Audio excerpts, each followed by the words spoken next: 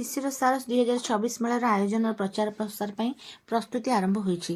चलित मास 10 रु 18 तारिख पर्यंत ଏହି ବହୁ ପ୍ରତୀକ୍ଷିତ ପ୍ରଦର୍ଶନୀ ଭୁବନେଶ୍ୱର ୟୁନିଟ୍ 3 ପ୍ରଦର୍ଶନୀ ପଡ଼ିଆରେ ଅନୁଷ୍ଠିତ ହେବ। ଏଥିପାଇଁ ଓର୍ମାସ୍ ପକ୍ଷରୁ ବୁଧବାର ଓ ଆସନ୍ତା କାଲି ପୁରୀର ଲାଇଟ୍ ହାଉସ୍ ନିକଟ ସି ବିଚ୍ରେ ଏକ ଆକାଶ ପତଙ୍ଗ ବା ଗୁଡ଼ି ଶୋ ଆୟୋଜିତ ହେଉଛି। ଏହି ଆକାଶ ପତଙ୍ଗ ଶୋ ହେଉଛି ଶିଶିର ସାରସ ମେଳାର ପ୍ରଚାର ପ୍ରସାର ପାଇଁ ଏକ ପ୍ରୟାସ। ଏଥିରେ ଯୋଗ ଦେଇ ଜିଲ୍ଲା ପରିଷଦର ମୁଖ୍ୟ ଉନ୍ନୟନ ଅଧିକାରୀ ପ୍ରିୟରଞ୍ଜନ ପୃଷ୍ଟି, ପୌର ନିର୍ବାହୀ ଅଧିକାରୀ ଅଭିମନ୍ୟୁ ବେହେରା, ଜିଲ୍ଲା ସମାଜ କଲ୍ୟାଣ ଅଧିକାରୀ ତନୁପ୍ରଭା ବେଉରା, ଓର୍ମାସ୍ର ଡେପୁଟି ସିଇଓ ନିଗମ ଦାସ ପ୍ରମୁଖ ଯୋଗ ଦେଇଥିଲେ। ଶିଶିର ସାରସ ହେଉଛି ଏମିତି ଏକ କାର୍ଯ୍ୟକ୍ରମ ଯେଉଁଠାରେ 20ଟି ରାଜ୍ୟ ଏବଂ ଓଡ଼ିଶାର ସମସ୍ତ 30ଟି ଜିଲ୍ଲାର କଳା ଶିଳ୍ପୀମାନେ 375ଟି ଷ୍ଟଲ୍ରେ ତାଙ୍କର ସର୍ବୋତ୍ତମ କଳା ପଦାର୍ଥ ପ୍ରଦର୍ଶନ କରିବେ। ଏହା ଭୋକାଲ ଟୁ ଲୋକାଲ ଭାବନାକୁ ଉତ୍ସାହିତ କରିବା ଓ ଆତ୍ମନିର୍ଭର ଓଡ଼ିଶା ଗଠନ ପକ୍ଷରେ ଏକ ଶକ୍ତିଶାଳୀ ପଦକ୍ଷେପ ଅଟୁଟ କରିବା ପ୍ରୟାସ ବୋଲି ମୁଖ୍ୟ ଉନ୍ନୟନ ଅଧିକାରୀ ଶ୍ରୀ ପୃଷ୍ଟି ସୂଚନା ଦେଇଥିଲେ। ରଘୁରାଜପୁର ଚିତ୍ରକଳା, ଗୋ ବ୍ଲକର ଦେଶୀ ଗାଈ ଘିଅ, ସତ୍ୟବାଦୀର ନଡ଼ିଆ ତେଲ, ନିମାପଡ଼ାର ପାମ୍ପଡ଼, ମିଠା, କନଫେକ୍ସନେରୀ ଓ ଚିଲିକାର ବିଶେଷ ସି ଖାଦ୍ୟ ଭଳି ଆମ ଜିଲ୍ଲାର ଶ୍ରେଷ୍ଠ ଉତ୍ପାଦକ ଗୋଷ୍ଠୀମାନଙ୍କ ଉତ୍ପାଦ ଶିଶିର ସାରସ ମେଳାରେ ପ୍ରଦର୍ଶିତ ହେବ। ପୁରୀକୁ ଆସୁଥିବା ସମସ୍ତ ପର୍ଯ୍ୟଟକ ନିଶ୍ଚୟ ଭାବେ ଶିଶିର ସାରସ ଭୁବନେଶ୍ୱରକୁ ପରିଦର୍ଶନ କରିବେ, ଯାହାକି କଳା, କୌଶଳ ଓ ସଂସ୍କୃତିର ଏକ ସମଙ୍ଗ ସ୍ଥଳ ଏବଂ ଏକ ମିନି ଭାରତର ପ୍ରତିନିଧିତ୍ୱ ବୋଲି ସେ ପୃଷ୍ଟି ଅନୁରୋଧ କରିଥିଲେ।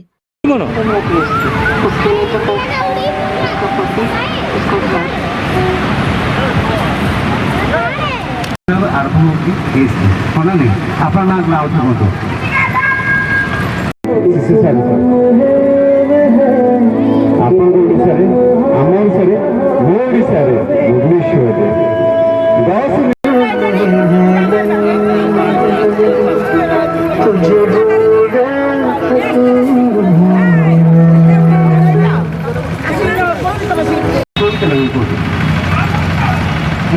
लगी आप कौन कौन भजन लगी भजन डांस करिए।